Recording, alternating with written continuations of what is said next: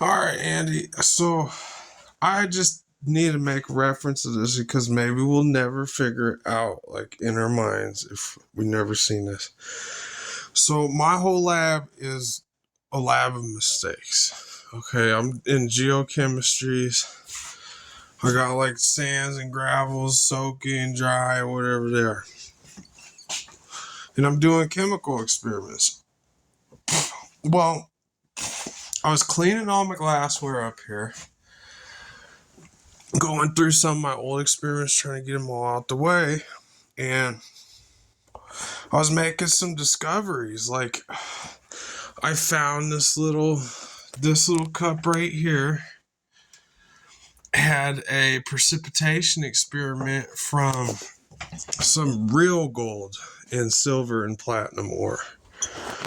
And that real gold, silver, and platinum ore is back here. And if you look in there, there's human teeth. Those are all crowns and caps and bridges. And what I was doing was melting this stuff in acid and then trying to precipitate it. But look at the bottom. Do you see all those little red crystals? So this all dehydrated. I started all these experiments back in April, abandoned all my experiments in May, and it is now mid-September, and I'm coming back to it, and everything's dried out. Like, that was all a liquid solution, and it's dried out. That was a liquid solution, and it's dried out. It's been here for a while. My stock pot was just sitting in there. Well, anyways, I had to abandon some experiments in my stock pot, so I put some silver in there to submit some of the PGMs out. But do you see those silver crystals right there? Okay, they were in this cup right here, and they're all dried out, and I put some water in there, and water was enough to rehydrate it, and it went back into solution. Well, I was cleaning that cup, so I put that solution back into my stock pot. Now, what is interesting about this is those same red ruby crystals from the silver. Let's see if I can get some light on there. You can see those little ruby crystals? Those same ones are in that rock on top. And I was trying to figure out, well, if this is pyrargyrite and my water re-soluted those crystals, but those little red crystals are stuck on the rock, then that means there's a passivation layer why that stuff didn't just wash off. So we got like a lucky view of pyrargyrite on a rock because of a passivation layer.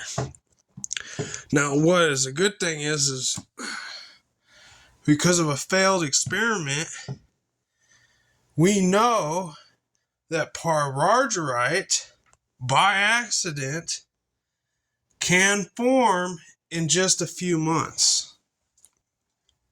I would say 3 or 4 months. And what is happening is an acidic solution with PGM, which is platinum group metals, which could have been the thermal hydrothermal vent fluids. When they dehydrate, we get ruby red silver pyrargyrite, because we're viewing a dehydrate right there, and we got ruby red silver.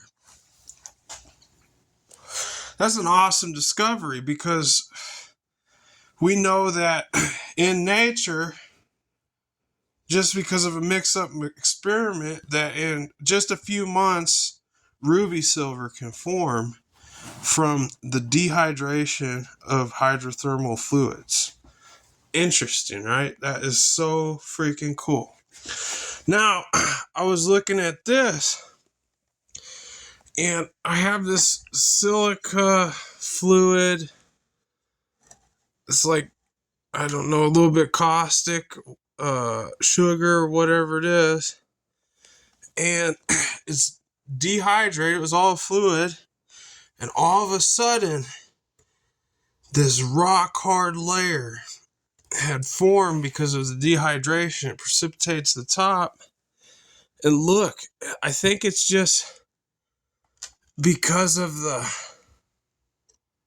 look at those, beautiful. They're like transparent, almost quartz-like crystals forming. And when we see that inside those rocks, there must have been a fluid that was settling very slowly, and those ions would attach to the layer. I don't even know what to call it. It'd be the buoyancy layer, maybe. So it was what is it? Lighter than the dense fluid, which is your hydrothermal fluid, which would be probably like your irons and your rocks and all this stuff. And then the lighter alkaline salts were able to float on top and make a layer. And because it's just like a battery, you got a positive and a negative. Because all the energy wants to escape up, as the fluid's dropping, all those little atoms are going up and making these crystals inside. And I would explain that for the quartz crystallization when we see quartz vugs.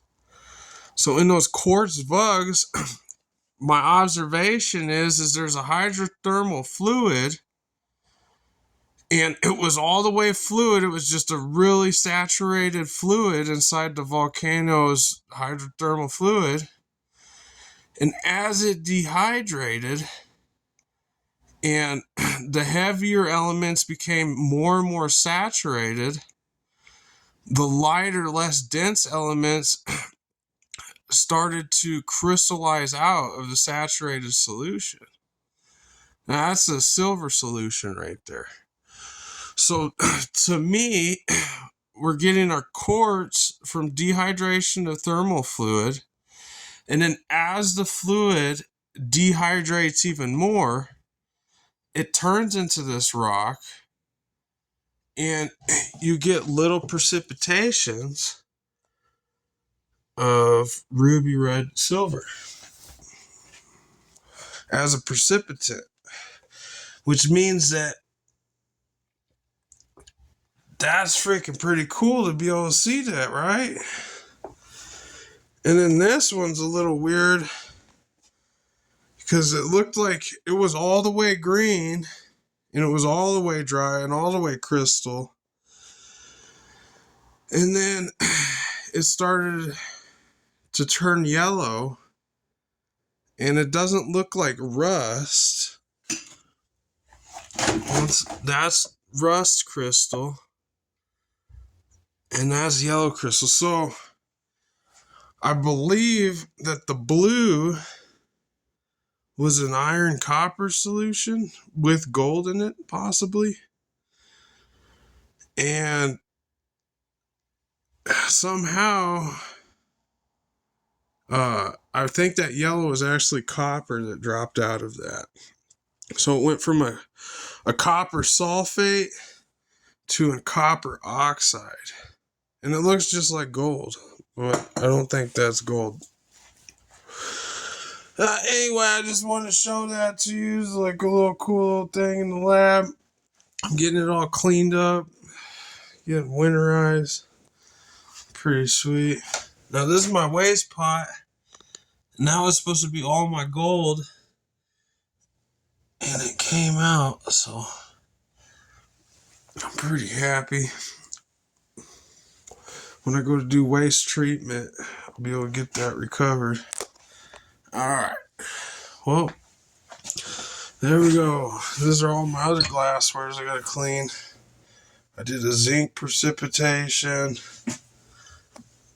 I don't know what that goo is. There's a few little things I gotta clean up.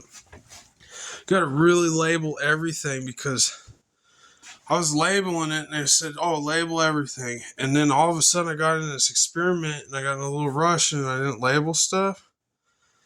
You would never know when you get copped out of your lab. It's like, oh, time to go. If you didn't have shit labeled and you came back to this stuff and you couldn't remember what it was, you'd be absolutely screwed. So it's absolutely important to label every single experiment that you're doing for when you come back. If you get copped out of doing something, it's just the way you do it. But anyways, I just want to show that to you. Peace. Oh, and then look at this.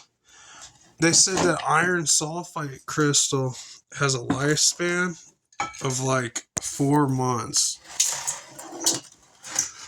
And I didn't believe him. I was like, 4 months ago, I was like, oh man, if I put a lid on this, it's going to be great. I popped this open.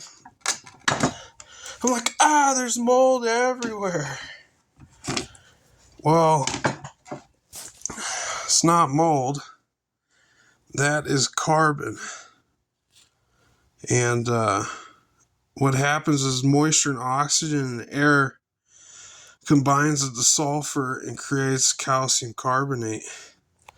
So iron can turn into calcium carbonate, which is another interesting thing. It's just this white stuff, and these crystals are losing their electrons, and they are degrading into calcium carbonate.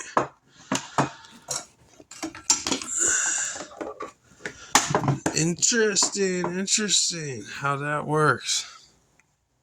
I don't know how, but it does, and kind of leads me to believe that this stuff here is a very rich iron ore. And that the iron had expired. It lost its electrons, and there was a replacement reaction. And now we have this limonite or carbonate, and you have this little bit of weathering up here. I thought was maybe a crystallization, but I actually think that is soot from the rain, possibly. And then you can see that the few crystals inside the limonite that are still there have not done the replacement reaction quite yet. Just like the few crystals in here that haven't fully done a replacement reaction. So just thought it was a little bit cool, kind of give us a little bit of a time scale of how quickly that this stuff might be happening in nature. All right. And it all has to be saturated in fluid so I had to, these crystals come from a highly saturated solution, which is something like this. That solution dehydrates, the crystals come out. After the dehydrate sits for a while, the crystals go through a replacement reaction, and then they form into something else. Just like this reaction here that I had, which I was making SO2 gas with sulfuric acid and sodium metabisulfate. And this was all porous and looked kind of like snow, and has now became rock salt. And it is a solid rock in the bottom of this jar. And I don't know how I'm going to get it out. So that vessel might be completely gone because the replacement reaction had finalized. And the sulfuric acid had changed this the gas, the SO2 gas, into sodium rock salt. So there has to be a gas, has to be an acidic environment, and then there you have to have sodium ions. And when that happens, you get rock salt, like solid, like the stuff under Kansas. Pretty cool. So there must have been a lot of volcanic activity under Kansas to make those giant rock salt caves, is what I'm assuming. Or there must have been some kind of hydrothermal venting that was delivering a lot of gas to create salt that dense. All right, peace.